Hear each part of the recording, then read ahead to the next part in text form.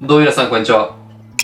市川純喜です。本日の動画では春の1週間コーデということで、この春の、僕の5日間のコーディネートを、動画に収めてきたので、そちらを紹介していこうかなと思います。前回ね、冬の1週間コーデを取れなかったので、その分今回の春の1週間コーデに関しては、気合の入ったコーデを用意してきましたので、ぜひですね、期待して最後まで動画ご覧いただければと思います。毎回やってるコーデの企画ではあるので、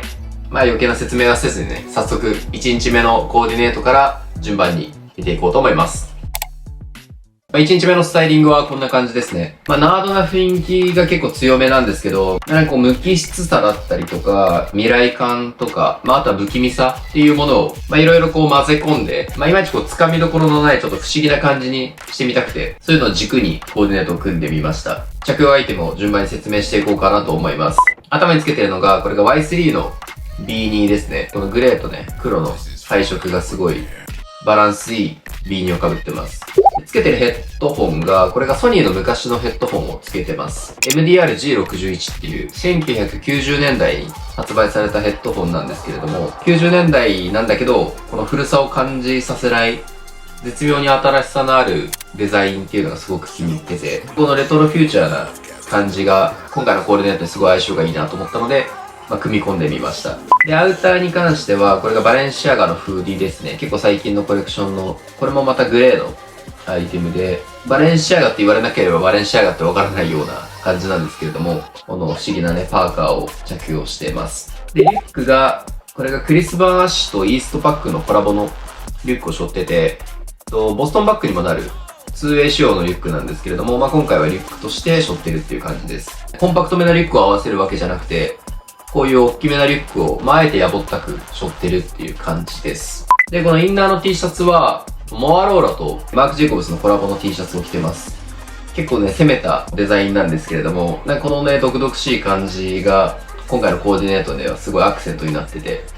いいかなと思ってます。全体のこのナードな雰囲気に合わせて、アニメ T だったりとか、昔のゲーム T とかにしてもよかったんですけど、それだとこう、わざとらしすぎるというか、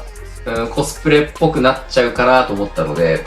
そこをこう、いい塩梅でずらす意味も込めて、この、モアローラのね、不思議なグラフィックぐらいで抑えて、わざとらしくなりすぎないように、バランスをとっているっていう感じです。で、パンツに関しては、これがディオールオブのパンツですね。これがね、ちょっと面白いパンツを履いてまして、カシミヤなんですよね、素材が。カシミヤの上からラスターコーティングがされてる、結構珍しい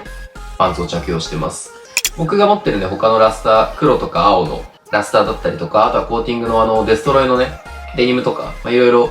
名作のシリーズあると思うんですけれども、その数ある名作の中でも結構トップクラスにレアリティの高いアイテムというか、なかなか出てこないアイテムで、今回はね、そのタイプなアイテムを、あえてこういうナードっぽいスタイリングに落とし込むっていうのをやってみました。同じグレーの中でも、素材をこういろいろ分けて表情をつけてるっていう感じですね。で、シューズですね。今回のコーディネートの一番のポイントというか、一番の見どころかなと思うんですけれども、これがバレンシアガのトリプル S を着用してます。2010年代の後半に爆流行りした懐かしのスニーカーなんですけれども、今、このスキニーのトレンドに、このダットスニーカー、この大きめなボリュームのスニーカーが合うんじゃないかっていうので、今回合わせてみました。で、僕が履いてるこのトリプル S は、トリプル S2.0 っていうタイプで、一般的なね、トリ S が出た、1、2年後に出たそのトリ S の進化版って言われるような位置づけのアイテムなんですけれども、それの、グレーのものを今回合わせてみました。これがね、僕が20歳ぐらいの時に買ったアイテムで、ずっと寝かせてたんですけど、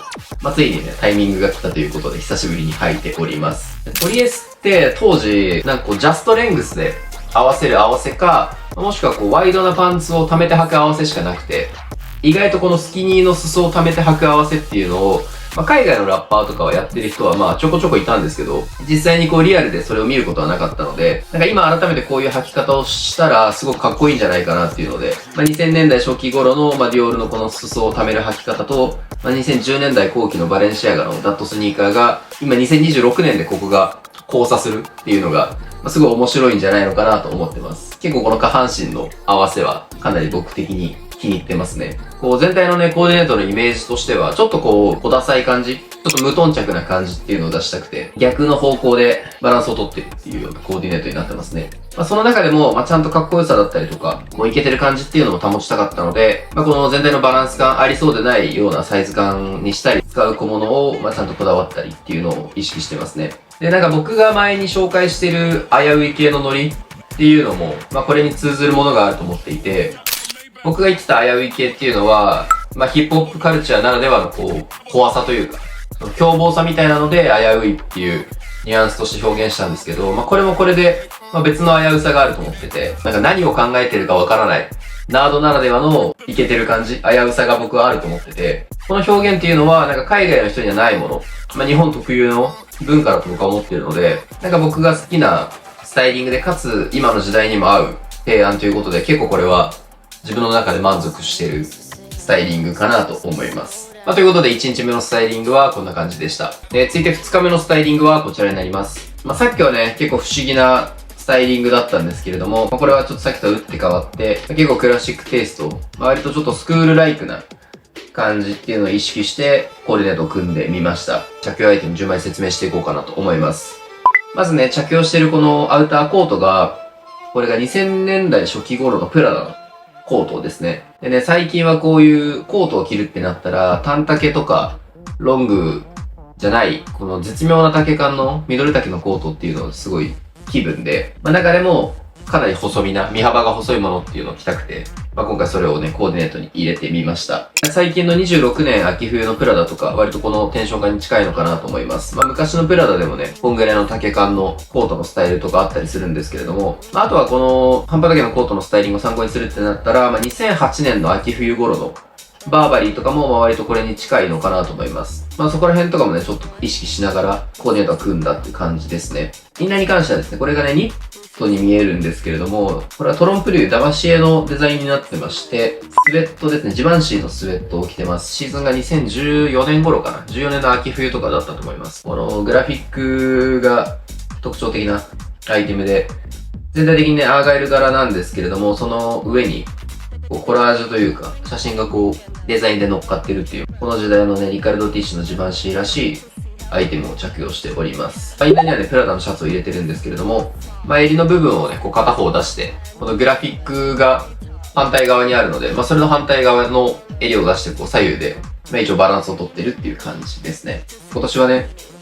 グラフィックのアイテムが気になってて、すごい推してるんですけれども、グラフィックの中でもこういったコラージュ系がすごく好きですね。昔だと、ギャルソンだったりとか、アンダーカバーとかがこれに近いテンション感のもの出してますし、割と新しめのブランドで言うと、ジバンシーとか、ラッシモンズ、あとは最近注目してるオフホワイトだったりとかも、これに該当するのかなと思います。ここら辺とかをね、コーディネートに入れてあげるとすごい、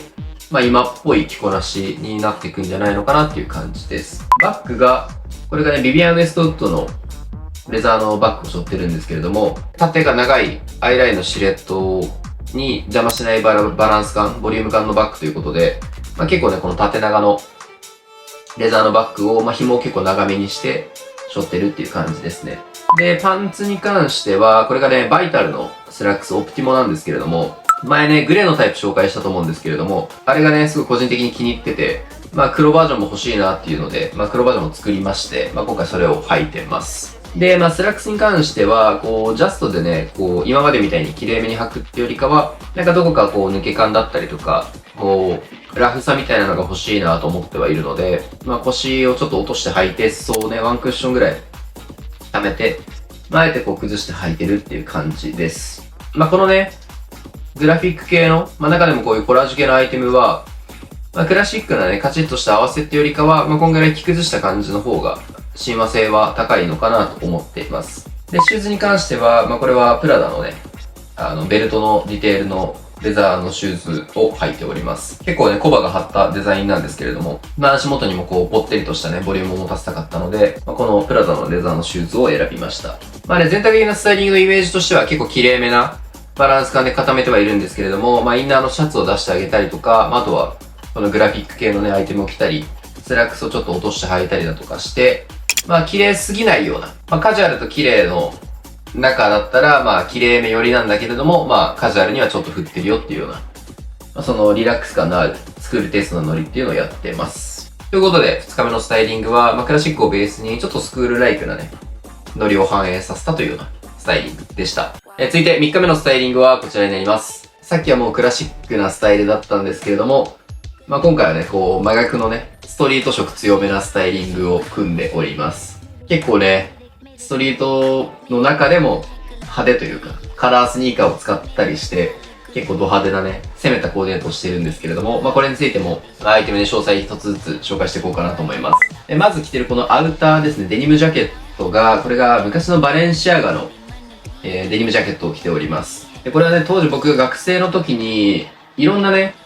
ファッションアイコン、有名人が着てた印象的なアイテムで、わかりやすいところで言うと、G ドラゴンが着てたりとか、オフホワイトのバージルアブローとか、リベンジストームのイアン・コナーとか、そのあたりの有名人も着てたぐらい、その当時ね、結構一世を風靡したアイテムなんですけれども、さっきのトリプル S に引き続き、その時代のバレンシアガを身につけてるっていう感じですね。で、インナーに着てるフーディーが、これがオサマソンのマーチ、グッズアイテムなんですけれども、フレックスミュージックフーディーを着用してます。ベトモのフーディーのサンプリングなんですけれども、ベトモのやつよりサイズ感が結構コンパクトめで、収まりがいいので、それ気に入って着用してますね。で、バッグに関しては、デオローブのね、ボディバッグですね、を着用しておりまして、この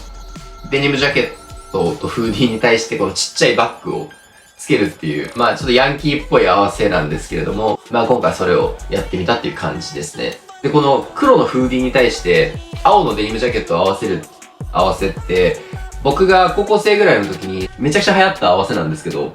なんかふと、今この合わせしてる人って全然いないなっていうのを気づいて、またいいんじゃないかっていう、今回そういう再評価も込めて、やったスタイリングになってますね。で、かつこのちっちゃいボディバッグを合わせるっていうのが、またいいんじゃないかなと思って。で、これは、明確にイメージがあって、テンタシオンですね。XXX テンタシオンが、この合わせを当時やってて、久しぶりに見たら、この合わせ、やっぱかっこいいなと思って。僕が高校生時代に見てたっていうのもあって、ちょっと思い出補正もあるんですけど、なんか今、すごい新鮮に映るというか、今これをやるのはありなんじゃないのかなと思ってますね。最近はね、そのテンタシオン周りのラッパー、ヤングリーンとかが、台頭し始めたのが2015年頃で、その頃からサウンドグラウンド出身のラッパーっていうのが結構増えてきてて、サンクラ時代と呼ばれてたんですけど、2016年から2018年ぐらいまでの、その期間のラッパーの着こなしっていうのを結構見てることが多くて、テンタションはすごいわかりやすいですし、あとは僕が好きなリルピープとか、ジュースワールド、リルパンプもそうだし、21サベージとか、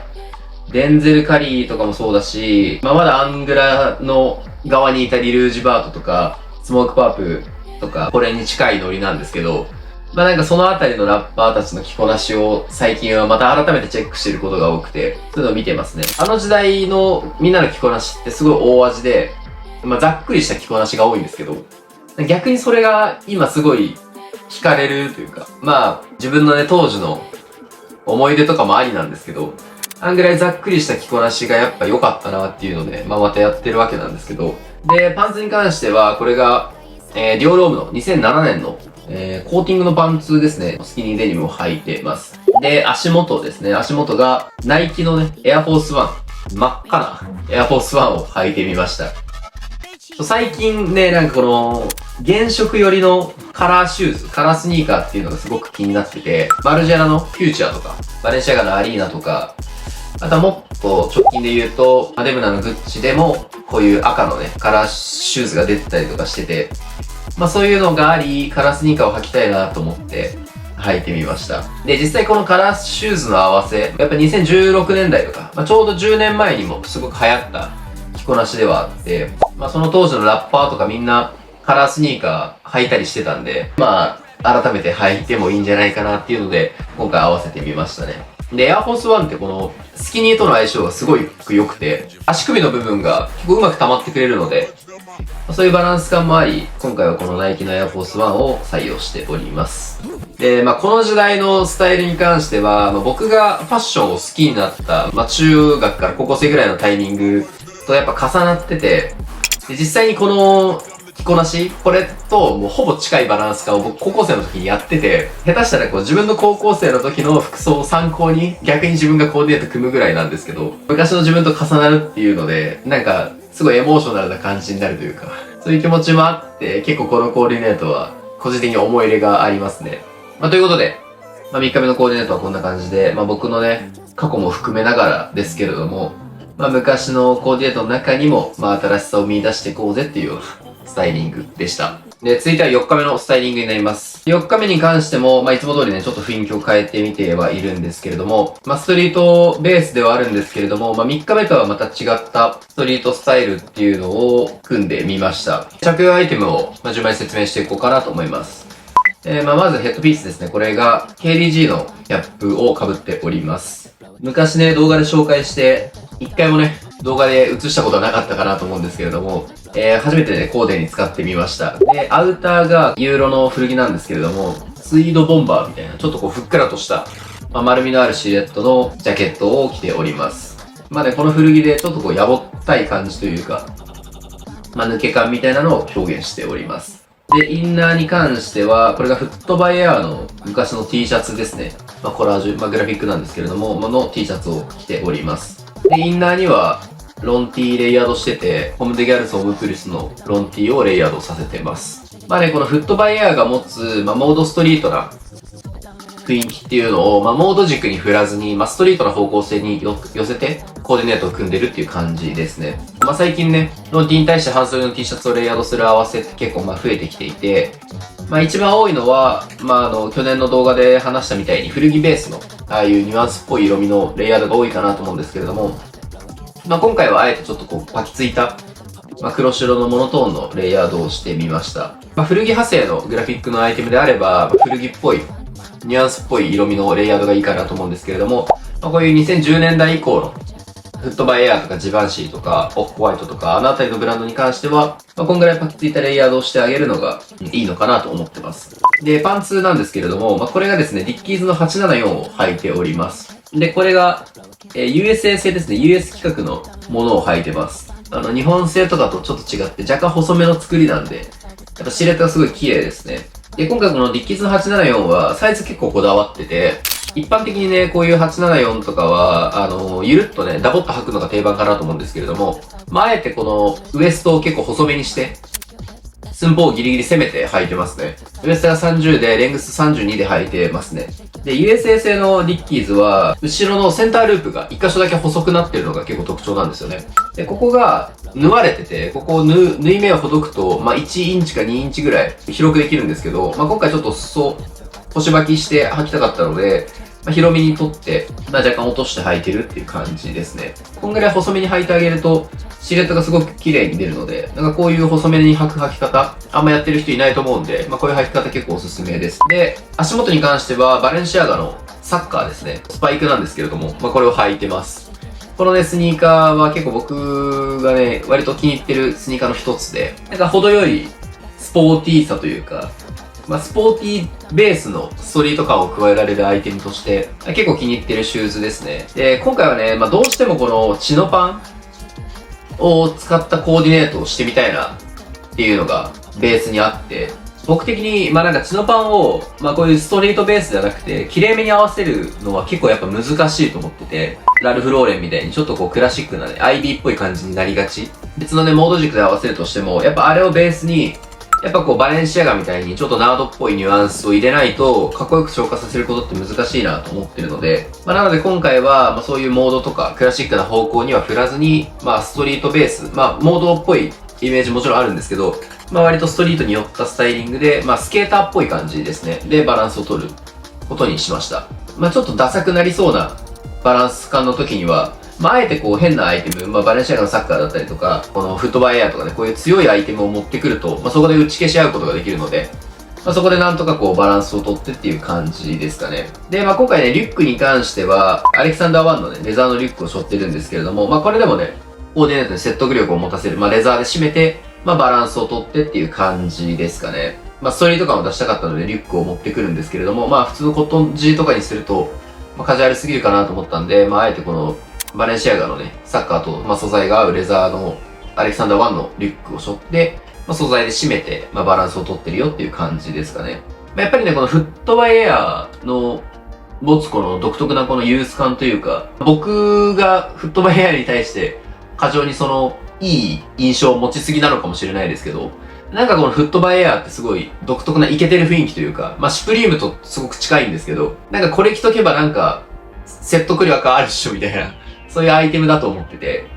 なんかそれとディッキーズのチノパンのこのやぼったさが、ちょうど打ち消し合ってて、ここでこうゼロになって、その上で、この KDG のキャップだったりとか、バレンシアガのサッカーとか、その他のね、このアレキサンダー1のレザーのリュックだったりとかが、プラスに働いているっていう、そういったバランス感なのかなと思います。ということでね、4日目のコーディネートは、ちょっと珍しいんですけれども、僕っぽくない、ちょっとストリートに振ったスタイリングっていうのを組んでみました。で、最後5日目のコーディネートはこちらになります。今回のね、スタイリングの中で、一番気に入ってるというか、結構お気に入りのコーディネートになってますね。これもね、ところどころ、懐かしさを感じるアイテムもありながら、ちゃんとね、新しさもありっていう、ちょっとそんなね、不思議なスタイリングを組んでみました。着用アイテムを上から順番に説明していこうかなと思います。まずこの着てるスウェットですね。これがベトモンと、チャンピオンのコラボのスウェットになります。結構ね、サイズ感が大きめな、割とドロップショルダーのゆったりとしたスウェットを着用しております。このね、ベトモンのスウェットはなんかパターンとかがちょっと変わってて、基本的にはヴィンテージのリバースビーブをベースに作られてるんですけれども、それの部分がゆったりしてたりとか、あとは肩幅が全体的にね、大きめに取られてたり、ベトモンならではのゆったりとしたバランス感が特徴的なアイテムになってますね。あとあれかな、ここの首元の部分が結構変わったデザインになってて、あえてこう、タグがね、見えるようなデザインになってたりするんですけど、こういう再構築感が強いベトモンのスウェットを着用しております。で、インナーには、これが古着なんですけど、これがフリルの、ロンティーなのかな、ロンティーっぽい、インナーを差し込んでて、前動画で話した通り、こう、レディースもののね、アイテムを取り入れたいっていうことで、もうちょっとフェミニンな雰囲気のあるインナーっていうのを差し込んでみました。スウェットだけだとね、ちょっとこう、カジュアルというか、ざっくりしすぎた感じになるかなと思ったので、ここでちょっとこの首元の部分とか、あと袖先の部分で、印象を持たせてっていうバランス感ですね。バッグに関してはおなじみのディオローブのショルダーバッグを持ってるんですけれども、今までのね、使い方とはちょっと違くて、このショルダーのストラップの部分をもう限りなく長くして、あえて下の方でこうだらしなく持ってるっていう感じですね。で、なんかこのショルダーバッグに関しては、なんか大きめなショルダーは今あまり気分じゃないっていう話したと思うんですけれども、こういうコンパクトめのバッグでも、あえてこんぐらいショルダーを長くしてだらしなく持つのが、すごくハマってるというか、なんか今っぽいのかなと思ってます。ね、こういう縦のね、線を意識したスタイリングだとなおさらなんですけど、こんぐらい縦長になるようなシルエットで、バッグを持ってあげるのがすごいいいんじゃないのかなと思ってます。で、パンツは、ヘルメットラングのね、98年のペインターパンツを着用しております。僕はね、このラングのパンツは結構ゆとりあるサイズ感ですね。ゆったりめに履いてます。ベトモンのね、スウェットが結構ゆったりめなサイズ感だったので、縦の線を意識した時に、このぐらいの太さの方が、都合がいいかなっていうので、今回は、ラングのね、このデザインの入ったデニムを選びました。で、ベルトですね。これがね、すごい懐かしいアイテムかなと思うんですけど、昔のね、ドレス&ドレスとのロングベルトを着用してます。でね、このロングベルトも10年前にやっぱすごい流行ったアイテムで、ベトモンが火付け役だったんですけれども、それをまた取り入れてるっていう感じですね。2016とか2017年頃のベトモンを、改めて見てたりしてたんですけど、このロングベルトがね、すごい多用されてるわけなんですが、こういうね、ロングベルトって、細身なスタイリングとの相性がすごく良くて、この縦の線を強調してくれるので、スタイルが補正されるというか、バランスが取れるっていうのもありますし、あとはコーディネートに、大きな違和感をもたらしてくれるっていうので、こういう僕みたいにこう不思議なスタイリングをする方、モードなスタイリングが好きな方には、うってつけのアイテムなんじゃないのかなと思ってます。ロングベルトの再評価っていうので、今回はコーディネートに取り入れてみました。で、足元に関しては、これが軍物のバニーブーツですね。僕がよく履いているバニーブーツ、ミキマスブーツをブーツインして履いてるっていう感じです。これがね、ブーツインしないと、やっぱりこのスウェットだったりとか、このデニムだったりとかっていうカジュアルなアイテムで、いまいちコーディネートが締まらなかったので、ブーツインして足元をこう締めてあげることによって、コーディネートにメリハリを持たせてるよっていう感じですね。で、今回の合わせで言えば、このブーツインのスタイルとか、デニムだったりとか、ちょっとこう、男らしいアイテムスウェットとかもそうなんですけど、男らしいアイテムが結構連続してたので、それとバランスを取るっていう意味で、最初のね、このレイヤードで使ってるレディースのこのフリルのロンティーが生きてくるのかなと思ってます。やっぱりね、レディースのアイテムは、こう、メンズのアイテムにはないこう独特な繊細さだったりとか、こう品みたいなものを足せるので、こういうちょっとね、武骨な印象になりがちなスタイルの時に、バランスを取れるアイテムとしてやっぱり重宝するのかなと思ってます。使ってるアイテム自体はね、そんなに、突飛なアイテムとか使ってないつもりなんですけれども、なんかこうありそうでない感じというか、今この2026年で、すごい新鮮なスタイリングになってるのかなと思います。ということで5日目のコーディネートは、新しさもあり、懐かしさもある、絶妙にね、不思議なスタイリングという感じでした。はい、ということで、今回の動画では僕のね、5日間の春の1週間のスタイリングを紹介させていただきました。すべてのスタイリングね、それぞれに、いいところであったりとか、これからのね、ファッションに使える、面白いテクニックが含まれてたと思うので、ぜひですね、皆さんのこれからの着こなしの、参考にしていただければと思います。そうですね、自分の中では1日目のスタイリングと、最終日5日目のスタイリングが、結構お気に入りだったかなっていう感じですね。ぜひですね、皆さんも、この今回の1週間工程の中で何日目が好きだったとか、あとは何日目のこういう部分が好きとか、具体的にね、コメントで教えていただけたら、僕はもうめちゃくちゃ喜びますので、コメントで教えていただけたらと思います。スタイリングのテクニックだったりとか、スタイリングについての解説、あとはファッションに付随する情報だったりとかを日頃から発信しておりますので、この動画が良いと思った方は高評価、コメント、そしてチャンネル登録のほど何卒よろしくお願いいたします。ということで、本日の動画は僕の春の1週間コーデを紹介というような動画でした。本日も動画最後までご視聴いただきありがとうございました。また次回の動画でお会いしましょう。それでは。